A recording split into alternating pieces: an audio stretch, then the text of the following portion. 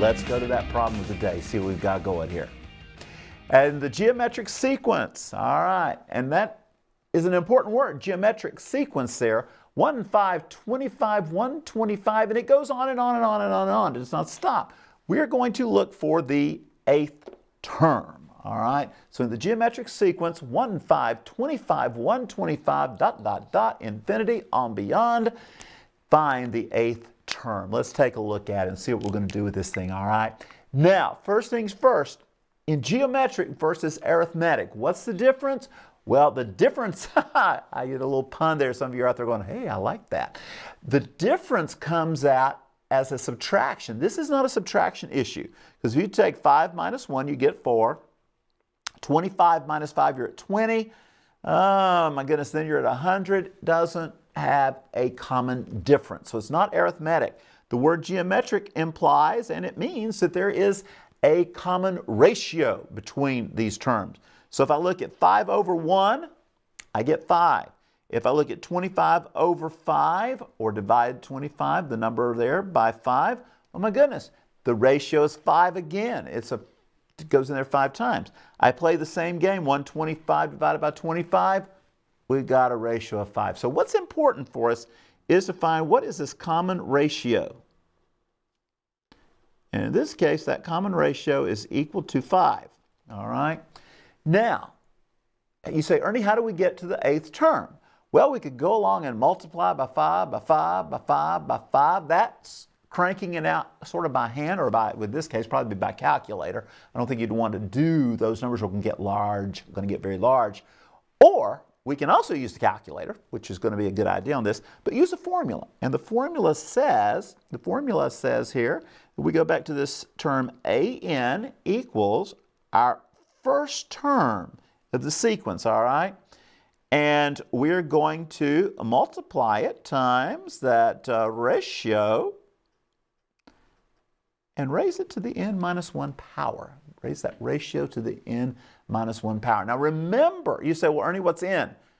N is our 8th term here. So 8 is going to be our value that we're looking for. So we're looking for the 8th term. We'll call it a sub 8. That's not a to the 8th power. It's just a sub 8. However, over here, we're going to pick up the first term. Well, guess what? Exactly. First term is going to be that 1, and we'll just go ahead and write A1 for right now. We'll substitute everything in just a second. We do know the ratio is 5, and this is going to be to the 8 minus 1 power. All right? So we've got an 8 minus 1 there. If you notice, it's easy, isn't it? Basically, a sub 1 here, oh goodness, that's going to be 1. And this is basically going to be 5 to the 7th. So whatever we figure out for 5 to the 7th, we will have it in gear. All right? So hang on just a second. Let me clear everything out of the calculator. Now let's go and see what the calculator is going to tell us. We're going to figure out what 5 to the 7th power is. That's all we need to do. Go to exponents first. My dear Aunt Sally told me to.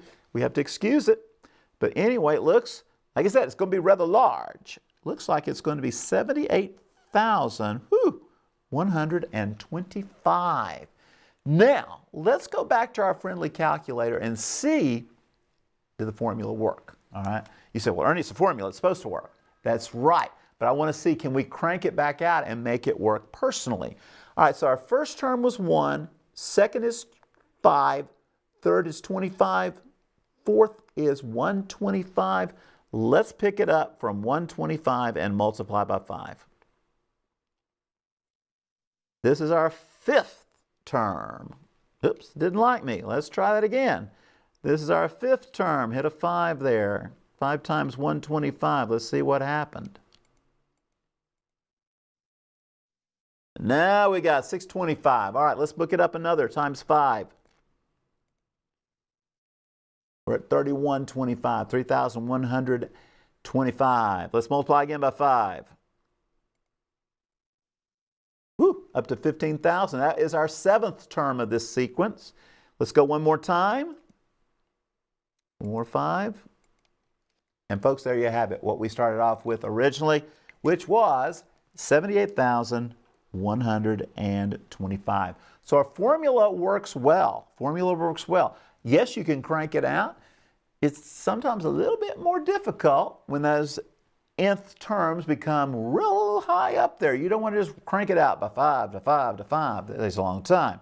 Hit the formula and go. Makes it very nice. But the idea is take the initial term, which means you're already including it, and you're going to look for how far away is the 7th term, per se, beyond that first term, which is your 8th term. All right. So that's the theory behind using the n minus 1. Very important that we do that.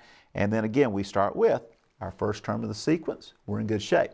Now, some of you are asking, well, Ernie, what if it had been arithmetic? Well, obviously these numbers aren't arithmetic, but if you were going to deal with an arithmetic sequence, you would have a sub n equaling the first a plus that common difference. Remember, d is the difference. And then you would still use n minus 1 for the number of term that you're looking for. So this is geometric. This is arithmetic. Just a little teaching moment there for all you guys who've tuned in and those who may follow us on the YouTube and Facebook. All right, there you have it. All right, so there we have it, folks. A little bit of geometric sequence to start off with and arithmetic sequence.